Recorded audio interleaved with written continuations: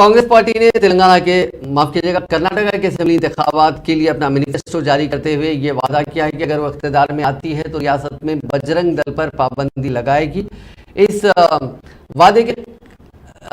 की मुखालिफत करते हुए और एहतजाज करते हुए आज बजरंग दल के हजारों कारकुनों ने तेलंगाना के कांग्रेस के हेडक्वार्टर्स गांधी भवन के सामने धरना दिया और कांग्रेस की सख्त मजम्मत की।